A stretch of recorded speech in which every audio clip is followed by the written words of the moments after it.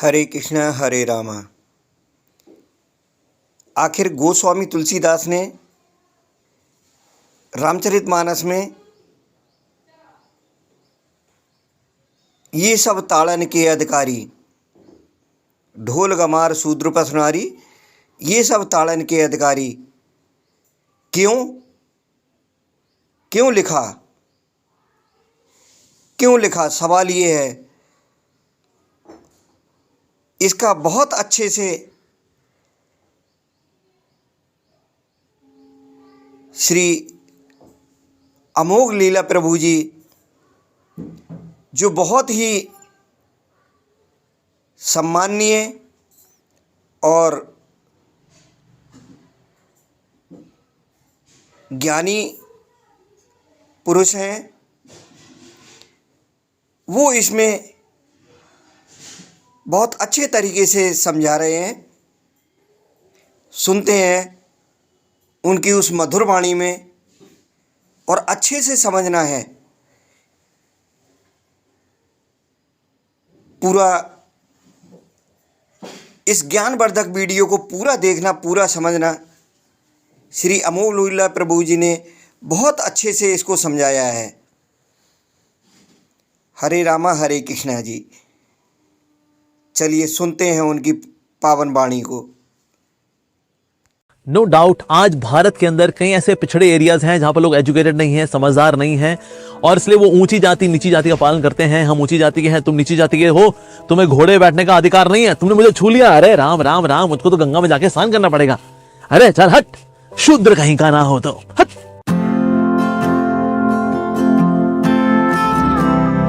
हरे कृष्णा। तो आज हम टॉपिक लेने वाले हैं, क्या रामचरितमानस जैसा ग्रंथ, क्या वो दलितों के प्रति हीन भावना रखता है और उनको लेकर कई सारी नेगेटिव स्टेटमेंट्स बोलता है? Is it like that? क्या ये ब्राह्मणवादी समाज के द्वारा लिखा गया ग्रंथ है ताकि दलितों का, शूद्रों का, उनका अपमान किया जा सके? Is it like that? क्या ये बायस्ड है towards the high born people और बायस्ड अगेंस्ट है towards the low born people? Is it like that? तो आज हम इस पे चर्चा करने का प्रयास करेंगे।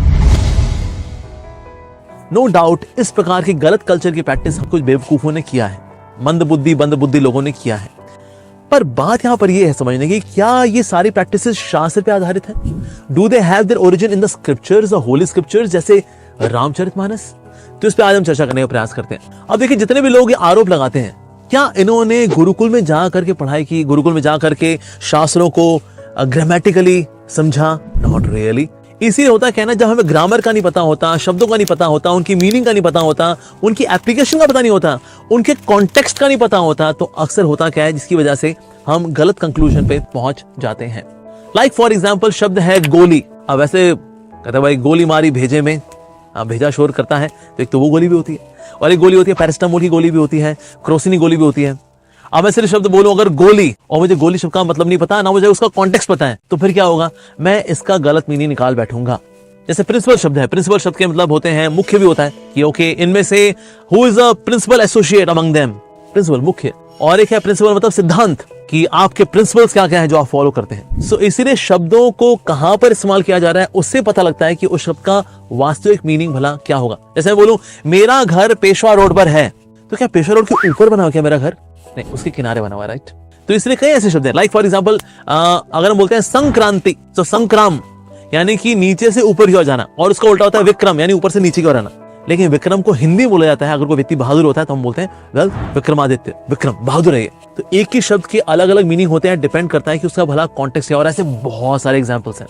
इसी प्रकार से हरिजन, ये भला इसका मीनिंग क्या है, ये कहां पर लगाया जाता है? जब हनुमान जी सीता मैया के पास पहुंचे लंका में, तो वहां पर लंका में सीता मैया ने हनुमान जी की भक्ति को देख करके उनको बोला आप तो हरिजन है वास्तव में। तो हरिजन मतलब उनको बोले तुम दलित हो। मतलब कहां से लेकर के आते हैं ये बैड लॉजिक्स। और इसी संदर्भ में बड़ा फेमस श्लोक है, ढोल गवार शूद्र पशु नारी, सकल ताड़न के अधिकारी। यस, ढोल को पीट दो, यस, और शूद्र को पीट दो, नारी को पीट दो, ये सब पीटने के अधिकारी हैं। वाह क्या बात है, शूद्र हो, ढोल हो, गवार हो, नारी हो, इनको पीट देना चाहिए बस। वाह वाह वाह, तुलसीदास जी आप तो राम जी के भक्त हैं, है ना? और वैसे आपने सारी पूरी रामचरितमानस के अंदर बड़ी सौम्यता रखी है, बड़ा भक्ति भाव रखा है, भक्ति रस से सराबोर है, लेकिन बीच में एकदम से क्या हुआ, वो रामचरितमानस को लिखने वाले तुलसीदास जी का हृदय एकदम से बड़ा पत्थर जैसा हो गया एकदम। मारो इन लोगों को, गंवार को मारो, शूद्र को मारो, नारी को मारो, ढोल को मारो, मारो मारो मारो मारो। एकदम सुन गया हृदय पत्थर का हो जाएगा क्या? वैसे सब कुछ बड़ा सौम्य चल रहा है, बड़ा सॉफ्ट चल रहा है, डेलिकेट चल रहा है, रसीला चल रहा है, भक्ति के रस से भरा हुआ है। वहां 10,000 श्लोक रस रस रस बीच में एकदम से कठोर हो जाते हैं। अरे does that really make sense? Of course not. तो ताड़न का मतलब भला क्या होता है? ताड़न का मतलब होता है देखना। यस, यानी कि ये सब देखने के अधिकारी हैं। देख करके इनका हाल समझ जाना चाहिए। अगर पशु है, बैठा हुआ है, गुमसुम बैठा हुआ है, कहीं उसको भूख तो नहीं लगी हुई? अगर गंवार है, कोई उसके पास संसाधन नहीं है, तो उससे पूछना चाहिए भैया कुछ लोगे, ऐसे बैठे हो, कुछ खाओगे? कोई गंवार है बेचारा और नहीं कमा पाता अगर इतना तो। अगर कोई शूद्र है, मतलब कि वो एग्जीक्यूट कर रहा है कामों को, लेकिन कामों को एग्जीक्यूट कर रहा है लेकिन वो उदास बैठा है, या फिर वो कुछ काम नहीं कर पा रहा, उसको कोई चिंता है, वो अपनी बात को नहीं कह पा रहा, उसका देख करके उसका हाल पहचान लेना चाहिए। उस प्रकार से नारी भी है, अगर वो उदास बैठी है या फिर वो किसी चिंता में मग्न है, तो देख करके उसका हाल पहचान लेना चाहिए। क्या हो गया, उदास बैठी हो, आज किचन में जाने का मन नहीं है क्या? कोई बात नहीं, आज हम इस्कॉन टेम्पल में तुमको हम गोविंदा रेस्टोरेंट में प्रसाद खिलाते हैं, ठीक है? Today no more cooking. Happy? Yes, I am very happy. तुम मेरे दिल की बात कैसे समझ लेते हो? ताड़न के अधिकारी मैं देख के समझ लेता हूं। तो इसीलिए वास्तव में ताड़न का मतलब यहां पर पीटना नहीं है कि ढूंढ दो इन लोगों को, नहीं, इनको देख करके इनका हाल समझ जाना चाहिए। B.R. अम्बेडकर जी की बुक है हु इज शूद्र। इस बुक के फर्स्ट चैप्टर के 3rd पैराग्राफ के अंदर बताया गया कि शूद्र वास्तव में कौन है। और वो जो डेफिनेशन, वो जो डिस्क्रिप्शन है B.R. अम्बेडकर जी का, it does not match at all जो कि आज हम जिसको शूद्र मानते हैं, ये शूद्र है। नहीं सर, वो शूद्र है, it simply means the one who executes services. इसी कॉन्टेक्स्ट में ऋग्वेद के अंदर भी एक 10वां मंडल आता है। 10वें मंडल के अंदर 4 वर्ण और 4 आश्रमों के बारे में चर्चा आती है। और इसी का तीसरा मंडल है जिसमें एक स्टोरी आती है, जिसमें व्यक्ति अपने बारे में और अपने परिवार के बारे में इंट्रोडक्शन दे रहा है। तो बताता है क्योंकि मैं एक टीचर हूं, मैं शिक्षा देता हूं, इसलिए मैं एक ब्राह्मण हूं। मेरा भाई है, he is a warrior, soldier है, वो सैनिक है, इसलिए वो क्षत्रिय है। मेरे पिताजी की ना दुकान है, इसलिए वो वैश्य है। और मेरी माँ घर में सारे कामों को संभालती है, इसलिए वो शूद्र है। अब यहां पर देखा जाए, भाई को, पिताजी को, खुद को संभालने वाली है कौन? माँ। लेकिन वो है कौन? शूद्र। तो मतलब वो सबसे लो क्लास है? नहीं सर, ये आप सब के सब डिपेंड कर रहे हैं माँ के ऊपर। यस, तो इसलिए सर्विस एग्जीक्यूट करता है ना, वो सबकी सर्विस एग्जीक्यूट करता है। चाहे कोई ब्राह्मणिकल वाला काम करे, यानी एजुकेशन वाला काम करे, चाहे कोई सोल्जर वाला काम करे, चाहे कोई मर्केंटाइल काम करे या बिजनेस वाला काम करे, माँ यहाँ पे सबकी सेवा कर रही है ना, so she is acting like शूद्र। तो क्या समय लो क्लास हो गई वो? Absolutely not. समाज के अंदर भी शूद्र क्या करते हैं, वो ब्राह्मण हो यानी कि प्रीस्टली क्लास, एजुकेटर्स हैं या एडमिनिस्ट्रेटर्स हैं या फिर बिजनेस क्लास हैं, इन सभी की सेवाओं को एग्जीक्यूट करते हैं। That's why they are Shudras. जो वैश्य होते हैं उनका काम है धन कमाना, तो धन कमा करके देना, धन कमा करके वो शूद्र को भी देंगे, क्षत्रिय को भी देंगे और साथ साथ में ब्राह्मण को भी देंगे। क्षत्रिय का काम है रक्षा करना, तो रक्षा करता है तो शूद्र की भी रक्षा करता है, वो वैश्य की भी रक्षा करता है, वो ब्राह्मण की भी रक्षा करता है। जो ब्राह्मण कार्य है वो है शिक्षा देना, तो ब्राह्मण शिक्षा देता है तो ब्राह्मण को भी देता है, क्षत्रिय को भी देता है, वैश्य को भी देता है, शूद्र को भी देता है, सबको शिक्षा देता है। तो बेसिकली सब के सब मिलकर के एक दूसरे की हेल्प करते हैं, सेवा करते हैं, और इसी प्रकार से सोसाइटी पूरी बनती है। इसमें ऊंची जाति नीची जाति कहां से आ गया, मतलब कहां से निकालते हैं ये calculations? Oh my God. So it is actually part of proper conspiracy. तो मनु संहिता या मनुस्मृति बड़े पॉपुलर ग्रंथ है और अक्सर किसी न किसी कारण से कंट्रोवर्सी में रहते हैं कि इसमें बताया गया कि जो नारी है उसको इंडिपेंडेंस नहीं देनी चाहिए, शूद्र होते हैं उनको इंडिपेंडेंस नहीं देनी चाहिए। उनको तो इंडिपेंडेंस मतलब क्या, उनको गले से क्या खूंटा बांध करके उनको कहीं बांध देना चाहिए? क्या बताया गया एग्जैक्टली उसके अंदर? तो आज जो मनुस्मृति अवेलेबल है, इसमें से हालांकि बहुत सारे लॉज लिए गए आज जो हमारे कॉन्स्टिट्यूशन का हिस्सा है, बल्कि 95% जो सिविक लॉज हैं या क्रिमिनल लॉज हैं, they are inspired from Manusmriti. लेकिन हाँ, जो ओरिजिनल मनुस्मृति जैसी दी गई थी in terms of volume, in terms of content, आज वो हमारे बीच में अवेलेबल नहीं है। Macaulay when he came to India, उसने जब मनुस्मृति को देखा, उसने देखा अरे वाह, ये तो बहुत ही बढ़िया ग्रंथ है, इसको मैं इंटरपोलेट करके अपने हिसाब से बना करके भारतीय समाज को तोड़ेंगे, इनकी एकता को तोड़ेंगे और फिर इनके ऊपर राज करेंगे। सो मैकॉले उसने क्या किया, यहां से इंडिया से कई सारे ब्राह्मण्स को जो कि लॉजिशियंस थे, जो कि स्कॉलर्स थे, जो संस्कृत जानते थे, उनको लेकर गए। उसका इंग्लिश नया वर्जन निकाला मनुस्मृति का, मनुसंहिता का, which was clearly discriminatory against those who are Shudras, और विच वाज टेलिंग कि ब्राह्मण जो होते हैं वो हाई क्लास होते हैं, जो शूद्र होते हैं वो लो क्लास होते हैं। इस तरह से उसको इंटरपोलेट करके वो वाला वर्जन फिर फाइनली इंडिया में इंट्रोड्यूस हुआ, जिसको कि आज लोग पढ़ते हैं। या B.R. अम्बेडकर ने जिसको देख करके उसको जला दिया था कि ये अगर मनुस्मृति है आई रिजेक्ट इट। सो पर एक्चुअली ये ना, ये मनुस्मृति थी नहीं, ये मैकॉले स्मृति थी। तो ऐसे कई इंडोलॉजिस्ट इंडिया में आए और उन्होंने आ करके ऐसे जो ग्रंथ थे जिसमें कि सोशल कस्टम्स के बारे में बताया गया था, इनको इंटरपोलेट किया, इनको चेंज किया, इनको कस्टमाइज किया अपने अनुसार। और हमें लगता है ओ जैसे हमारे शास्त्रों का हाल देखो। I saw one version of Ramayana जिसके अंदर बताया गया कि हनुमान जी जब लंका पहुंचे तो वहां पर नग्न स्त्रियों को देखकर बड़ा आनंद ले रहे थे कि वाह ये जो नग्न स्त्रियां बड़ी सुंदर दिख रही हैं। तो और वो ये भूल ही गए कि वो तो सीता मैया को ढूंढने के लिए आए थे। Later on he realised but is it really like that? अगर आप ओरिजिनल कॉन्टेक्स्ट देखें ना रामायण का, सो हालांकि हनुमान जी वहां देख रहे हैं इन सब स्त्रियों को, लेकिन दूर से देखते हैं, कहते नहीं ये सीता नहीं है, सीता नहीं है, सीता में देख रहे हैं वो। Not that he was taking joy in that. तो इसलिए इस प्रकार के श्लोकों को अंदर डाल करके, वर्सेस को डाल करके, पूरे डिस्क्रिप्शन का जो डिवोशनल फील है उसको पूरा मेलो डाउन कर दिया जाता है, उसको पूरा तोड़ दिया जाता है, ताकि जो सनातन धर्म के फॉलोअर्स हैं वो कभी भी इस तरह से अपने शास्त्रों में विश्वास डेवलप ना कर सकें, and then we can rule them.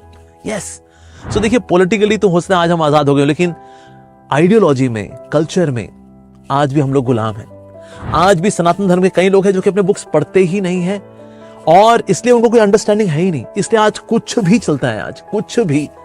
So somewhere we need to become serious about reading our own original non interpolated scriptures. उनको पढ़ेंगे, then we can realise that how glorious is our India, how glorious is our Vedic culture, how glorious it is in its entirety. It is full of respect, एक दूसरे के प्रति आदर, सम्मान, श्रद्धा, भक्ति, सेवा से भरा हुआ है ये। और अगर हमने शास्त्रों को पढ़ेंगे तो हमको पता लगेगा कि हमारा ये सनातन धर्म किस प्रकार से भक्ति से, सेवा से, रिस्पेक्ट से, काइंडनेस से, फॉरगिवनेस से, क्षमाशीलता से, इस सबसे भरा हुआ है हमारा सनातन धर्म। तो इसलिए हम सबको अपने शास्त्र भी पढ़ने चाहिए। लेकिन कुछ लोग होंगे उनको हमेशा आपत्ति रहेगी, अरे ये जी बड़ी बड़ी बातें, हम तो नहीं मानते इन बातों को। तो ऐसे लोगों के लिए पंचतंत्र में अध्याय 1 में 420वां जो श्लोक है वो इस प्रकार से है, उपदेशो ही मूर्खाणाम प्रकोपाय न शांतये पयःपानम भुजंगानाम केवलम विषवर्धनम। अर्थात मूर्खों को दिया गया उपदेश उनके क्रोध को उसी तरह से बढ़ाता है जैसे कि सांप को पिलाया गया दूध उनके विष में बढ़ोतरी करता है। तो सनातन धर्म के अनुसार वास्तव में सबसे ज्यादा महत्वपूर्ण बात है क्या?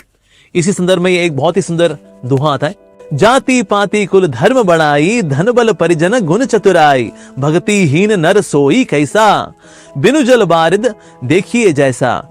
इसका अर्थ इस प्रकार से है, जाति पाति कुल धर्म बढ़ाई, धन बल कुटुंब गुण और चतुराई, इन सब के होने पर भी भक्ति से रहित मनुष्य कैसा लगता है? जैसे जलहीन बादल शोभाहीन दिखाई पड़ता है। और फेमस साथ ही भगवद्गीता का श्लोक, चातुर्वण्य मया सृष्टम गुण कर्म विभागशः। सो गुण और कर्म के आधार पर विभागशः, किसमें? चतुर्वर्ण्यम। तो 4 प्रकार के वर्ण बताए गए, इसमें आते हैं ब्राह्मण, क्षत्रिय, वैश्य और शूद्र। तो इसमें इसका जन्म से कोई लेना देना नहीं है। और हमारे शास्त्रों में ऐसे बहुत सारे उदाहरण हैं जिसमें कि कोई व्यक्ति महाजन काउंट हुआ, a great personality, a great learned scholar के तौर पे काउंट हुआ, प्रकांड पंडित के रूप में काउंट हुआ, लेकिन देखा जाए तो उसका ब्राह्मण कुल में जन्म तो हुआ नहीं था। जैसे कि जनक महाराज, महाजन, 12 महाजनों में जनक महाराज भी काउंट होते हैं, लेकिन देखा जाए तो वो तो क्षत्रिय हैं। इसी प्रकार से विश्वामित्र मुनि, जो कि वास्तव में क्षत्रिय हैं, जिन्होंने कि हमें गायत्री मंत्र दिया है, विश्वामित्र मुनि ने, पर ही बात एक्चुअली क्षत्रिय। वेद व्यास जी, उनके पिताजी ब्राह्मण हैं, पराशर मुनि, लेकिन जो उनकी माताश्री हैं वो तो she was a fisherwoman, वो तो एक मछुआरे की पुत्री थी। इसी प्रकार से मतंग ऋषि के माता पिता में एक क्षत्रिय है और दूसरा वैश्य है। इसी प्रकार से एक महान ऋषि, उनका नाम था कपिंजला, और इनका ओरिजिन तो बल्कि चंडालों से है, यानी कि गाय का मांस, कुत्ते का मांस, सब प्रकार का मांस खाने वाले लोगों में से जन्म लेने वाला व्यक्ति आगे जाके संत महात्मा बनता है, कपिंजला मुनि। इसी प्रकार से महिदास ऐत्रेय जी, जिनके नाम पे एक उपनिषद का नाम है, ऐत्रेय उपनिषद, इनके तो जन्म का पता ही नहीं कि इनका घर परिवार कहां से था, किस स्थान से था, पता ही नहीं, लेकिन ये ब्राह्मण काउंट हुए। क्यों? क्योंकि he was a great devotee of the Lord, भगवान के शुद्ध भक्त थे। इसी प्रकार से एक और ऋषि, उनका नाम था ऋषिक लोपमुद्रा, लेकिन इनके पिताजी क्षत्रिय थे, तो क्षत्रिय परिवार में आए, लेकिन ये ब्राह्मण कहलाए। यानी कि किसी व्यक्ति का ब्राह्मण, क्षत्रिय, वैश्य, शूद्र होना ये उसकी इंक्लिनेशन है, ये उसकी प्रवृत्ति है, इसका जन्म से कोई लेना देना नहीं है, ये ऊंची जाति से है या नीची जाति से है, it is just about inclination. तो इसीलिए कोई व्यक्ति किस परिवार में जन्म लेता है ये इंपॉर्टेंट नहीं है, उसकी प्रवृत्ति किस प्रकार की है ये इंपॉर्टेंट है। ये सिर्फ और सिर्फ प्रोफेशन को चुनने का तरीका है। अगर आपका स्वभाव है कि आप पढ़ाना चाहते हैं, तो आप ब्राह्मणिकल सेवा कर सकते हैं। आपका स्वभाव है कि आप कुछ मैनेजमेंट करना चाहते हैं तो आप क्षत्रिय भला कार्य कर सकते हैं। अगर आपको लगता है कि आपका स्वभाव मर्केंटाइल स्वभाव है, यानी कि बिजनेस करने का स्वभाव है अगर आपका, तो फिर आप बिजनेस कर सकते हैं। और अगर आपका स्वभाव है कि मैं कुछ भाई ग्राउंड लेवल पे काम करना चाहता हूं या सबके लिए I can just execute things, then you can be a Shudra. तो आप शूद्र वाला प्रोफेशन चुन सकते हैं। लेकिन सब के सब कंट्रीब्यूट करते हैं समाज में। इसमें ऊंची जाति नीची जाति कुछ नहीं होती। सोचिए, क्या डॉक्टर का बेटा बाय डिफॉल्ट डॉक्टर बन जाते हैं? नहीं, अगर उसमें वैसी क्वालिटीज होंगी तो डॉक्टर कहलाएगा, अन्यथा नहीं। फिर वो जिस प्रोफेशन में जाएगा फिर वो वैसा कहलाएगा। तो इसीलिए जैसा स्वभाव हो वैसा प्रोफेशन चुनना चाहिए। तो इस प्रकार की नॉलेज को सीखने में अच्छा लगता है, यस, और इस नॉलेज को आप अच्छे से ग्रैब कर पाते हैं, कॉम्प्रिहेंड कर पाते हैं, और उसको सीखने में आपको अच्छा लगता है, आनंद आता है, और फिर आप दुनिया में कंट्रीब्यूट कर पाते हैं, आप ज्यादा संतोष का अनुभव करते हैं, और फिर फाइनली आप भगवान में अपना मन लगा पाते हैं। Because now professionally you are settled, you are done, क्योंकि आप उस प्रोफेशन का पालन करते हैं जो कि आपके स्वभाव के अनुसार है। तो varna system is nothing but choosing the profession as per your nature. कि ऊंची जाति नीची जाति was never ever part of our culture. तो जो लोग ऐसा कर रहे हैं ये उनके खुद के नैरो माइंडेड आइडियाज हैं which have got absolutely no connection with Sanatan Dharma, absolutely no connection with the holy scriptures. तो इसीलिए हमें इन लोगों को देखकर कभी डिस्करेज नहीं होना चाहिए, बल्कि ऐसे समाज से जुड़े जहां पर कि कोई ऊंच नीच का भेदभाव नहीं है। जैसे हमारे इस्कॉन संस्था के अंदर कोई भेदभाव नहीं है। हमारे यहाँ पर तो गाय का मांस खाने वालों को भी भगवान का नाम भी मिला, साथ साथ गायत्री करने का मौका मिला, भगवान की विग्रह सेवा करने का मौका मिला, बिकॉज वी जस्ट सी कि किसी का स्वभाव अच्छा है, भक्ति है उसके हृदय के अंदर, चाहे उसका ओरिजिन कहीं से भी हो, यस, चाहे वो चाइना से हो, रशिया से हो, अमेरिका से हो, यूरोप से हो, इंडिया में नॉर्थ इंडिया से हो, साउथ इंडिया से हो, कहीं से भी हो, अफ्रीका से हो, अंटार्कटिका से हो, कहीं से भी हो, लेकिन अगर उसके अंदर भक्ति है और उसका हृदय शुद्ध है, उसकी भावनाएं शुद्ध हैं, निश्चित रूप से ऐसे व्यक्ति को सब प्रकार की सुविधा दी जानी चाहिए ताकि वो इस मनुष्य जीवन को सफल कर सके। So you can experience this absolutely liberal and all accommodating and all facilitating and all educating and all uplifting culture in ISKCON। Thank you all very much for watching this video. Hare Krishna.